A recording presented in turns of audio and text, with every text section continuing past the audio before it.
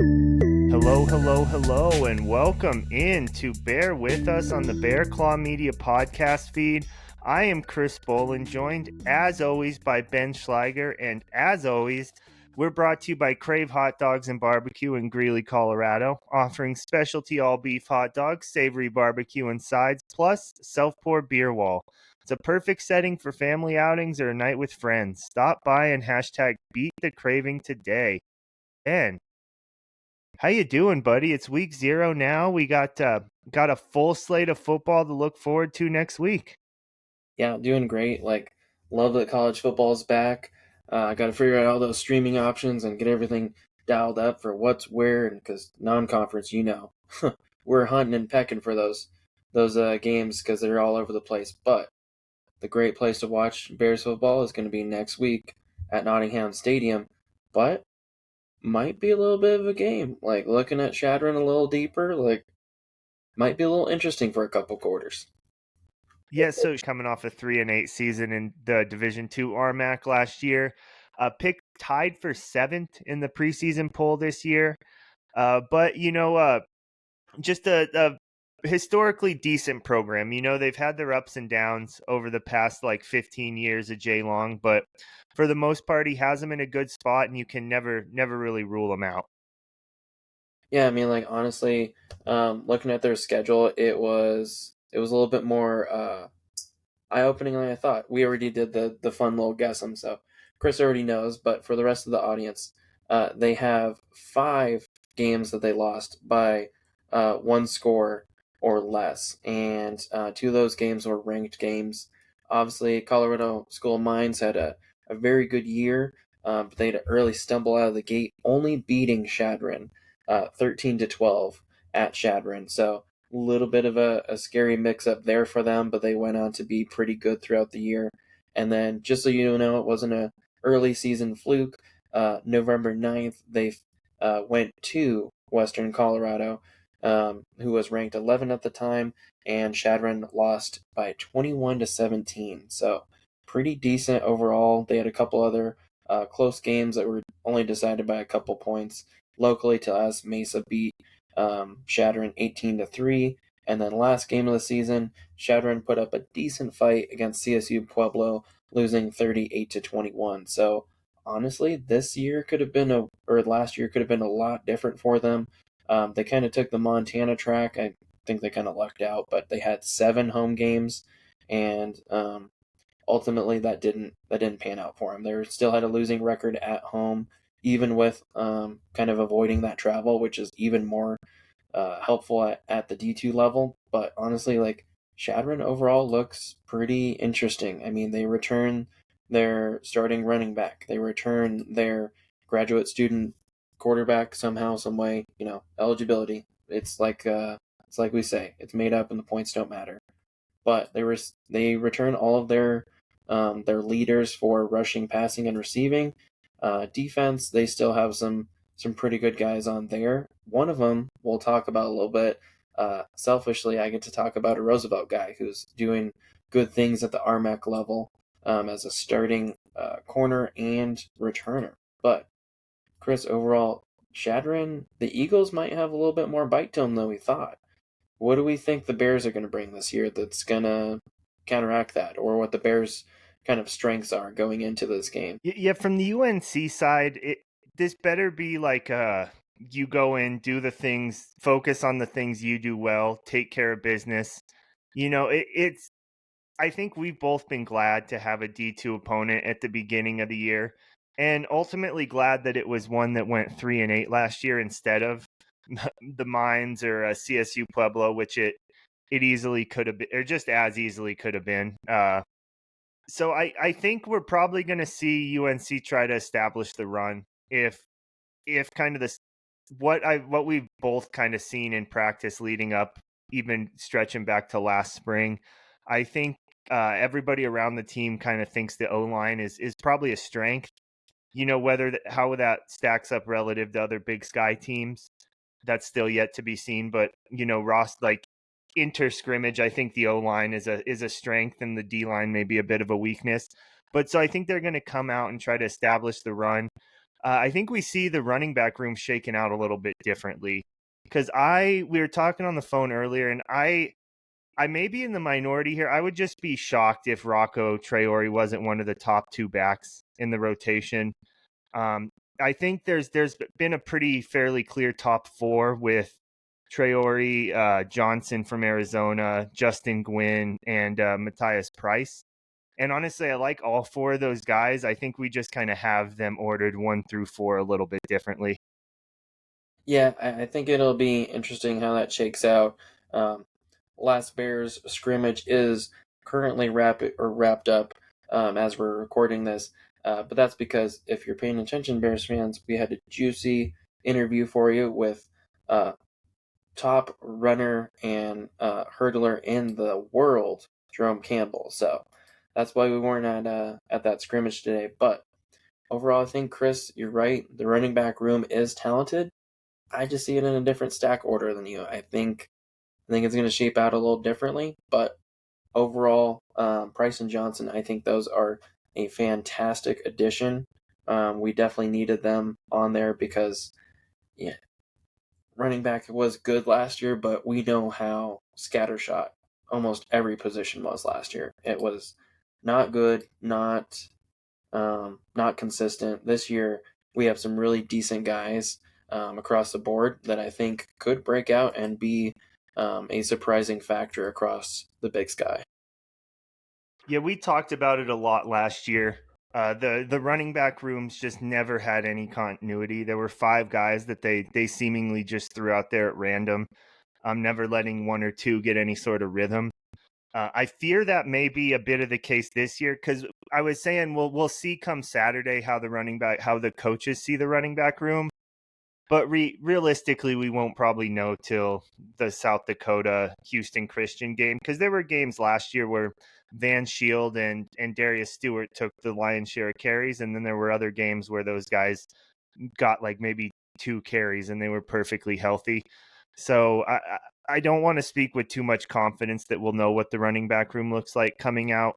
I've been impressed by Johnson though from Arizona. I've long been on the Matthias Price train, so I don't even think we necessarily disagree in that. I just think I'd be shocked if Rocco isn't one of the top two kind of carry getters, I guess is how I'll put it. Just kind of with how his standing is like a leader on the team and from everything I can tell in that regard.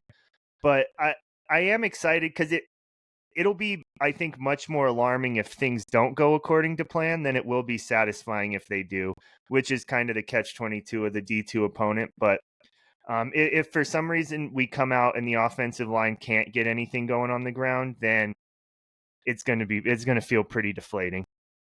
No, I think that's very true. Also, kind of a connection to the last time we played um, an RMAC um, opponent at the D2 level. We haven't played a D2 opponent since 2017. Bad management, bad Bears. No, schedule D2. We need the confidence win. The fans need the confidence win. Who cares? Even just give these guys one game where they can just flat out play. Just have a great game, even if the rest of the year is ho hum up and down. Who knows? Give them a D2 game. It's great. Um, the last D2 game we got to see actually was a future NFL starter that we faced on the other side of Western State, Colorado. Had Eckler at the time. That was pretty sick to see him play against UNC, especially with all the drama of him getting recruited, not recruited. But also in that year, we saw Coach Lamb, and Coach Lamb beat the brakes off of us at Southern Utah. So, if Coach Lamb can channel that 2015 energy, the Bears beat their D2 opponent. They beat then Houston Baptist, now Houston Christian, whatever, who cares? They're busy on Sunday. We beat them. We also beat quite a few other opponents that we might not necessarily beat this year, but we beat Portland State, and that's all that matters. So this should at least be a 3-1 season if Coach channels that 2015 Bears and Southern Utah energy, puts them together. I believe that was either the year or the year before where Coach won Big Sky title with Southern Utah. So I'm just saying we're not going that far, but it could be a good season if we channel that energy.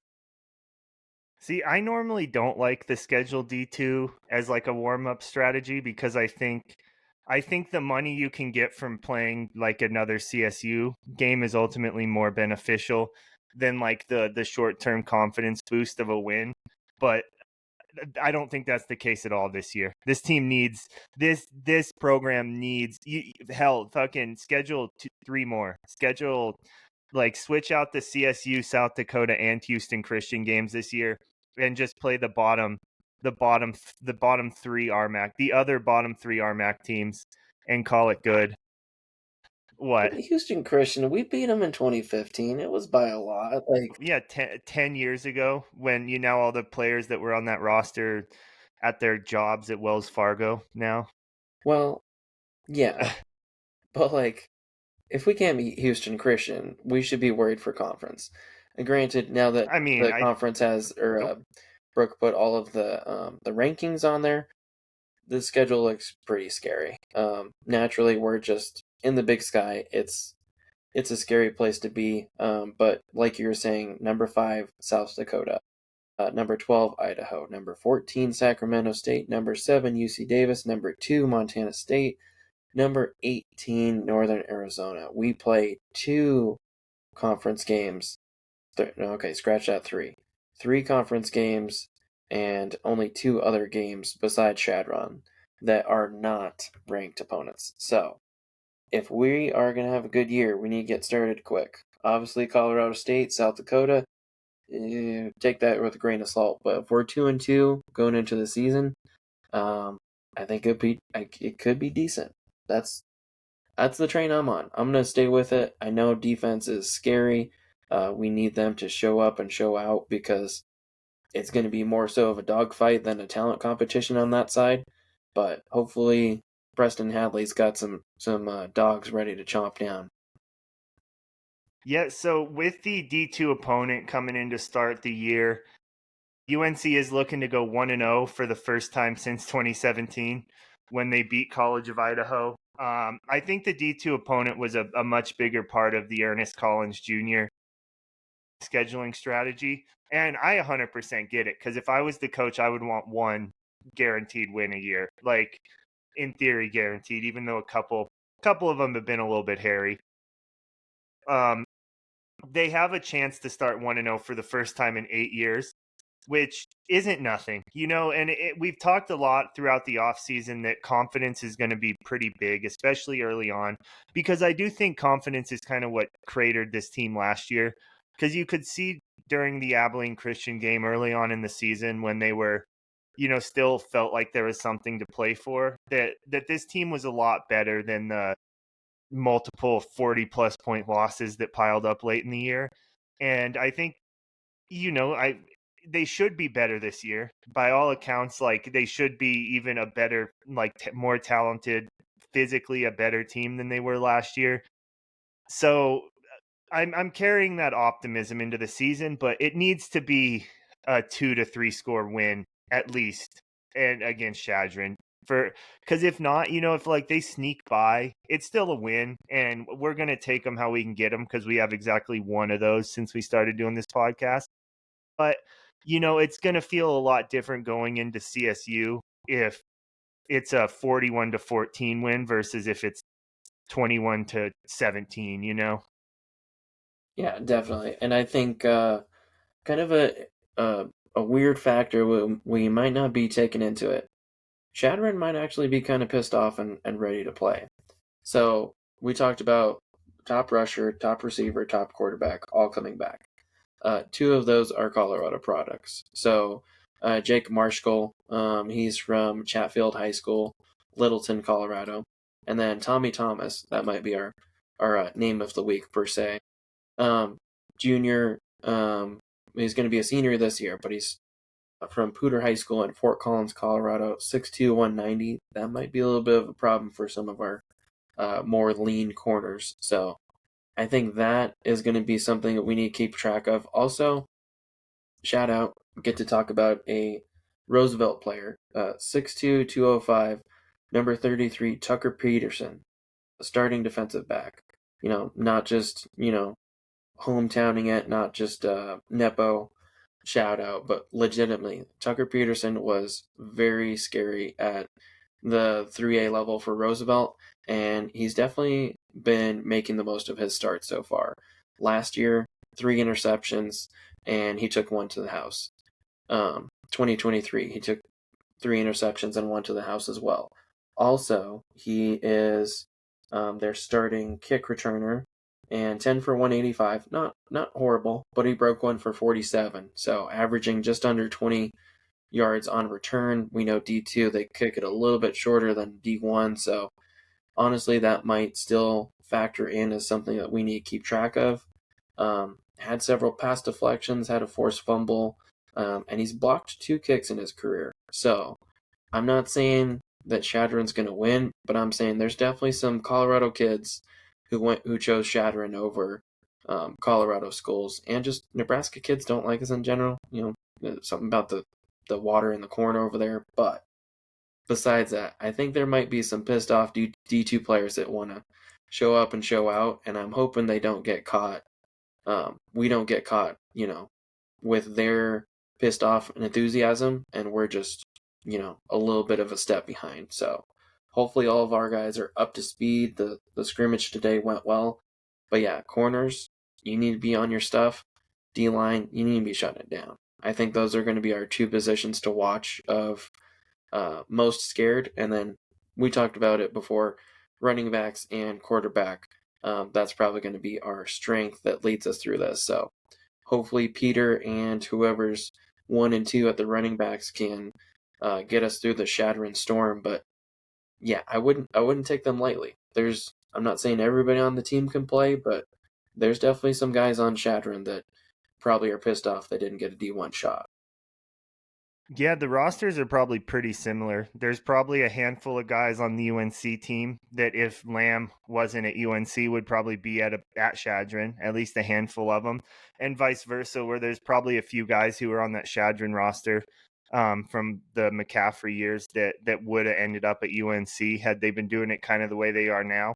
But you're right. I think coming out of high school, the recruiting classes are probably pretty similar. UNC is going to have more talent just because that D1 tag, but you're right. You can't come in just overlooking them, which is how I'm handling it. But I just can't. I can't force myself to get worked up about this game, knowing with what we have coming down the line, and it's been an exhausting 2 seasons as a Bears fan. Yeah, Um, coach needs but that easy win. Like let's chalk it up to that. Even if it's ugly, we need this win as a fan base and just as a locker. all right. Do you have a bold prediction and then a final score prediction? Ooh, If you can start with either, and like I can go first if you'd rather, um, because I just sprung this on you. I love it. I love getting sprung on. Talking about final score, I'm hoping it's a pretty gritty game. I mean, like their quarterback's not fantastic, but I feel like there's going to be a couple starters that maybe get a bit of a reality check on our side. So I'm going to be conservative and say 35-10. Good guys. Okay, it's actually very similar to what I had in mind. I'm going to say 31-13. I think that the 13, I think Shadron probably goes for 2 and doesn't get it, in a late touchdown. But I'm with you. I think they should take care of business, and we should really. It shouldn't be. We shouldn't be stressed about this game, but we have to be. We just kind of have to be. Yeah. History says we should be. So I feel like halftime, if it's not a 3-score difference, it will be at the end of the game. But also take note, if we can't go up 3 scores on a 7th place RMAC team, what does that say about who's starting? Obviously you have time in the non-conference to kind of switch stuff up and see who can handle the heat, but that's a bad time to be not able to handle the heat. What's your bold prediction? Old prediction. That could go a lot of ways. I'm gonna say I'm gonna make 2. I'm gonna make one for us, one for Shadron. Bold prediction: Tucker Peterson gets a pick. Bold prediction for our side: Matthias Price starts at running back.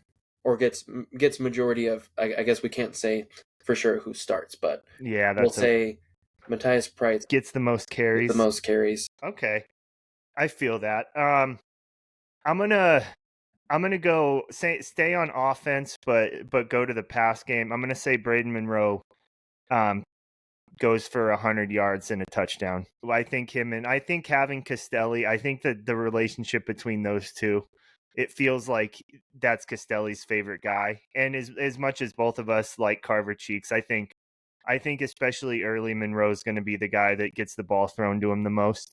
That So could be doable. I agree. That shouldn't be a bold prediction, but here we are. All right. As always, we are brought to you by Crave Hot Dogs and Barbecue in Greeley, Colorado. Actually, Ben, now that we're doing this on a Saturday, we actually could sneak over there before they close today.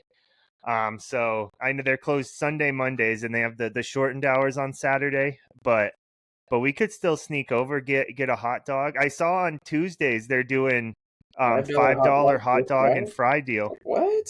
Like, you can't get that nowadays. Like, even probably not even A&W. Like, but A&W is like good hot dogs. Like, Crave is like great. 100%.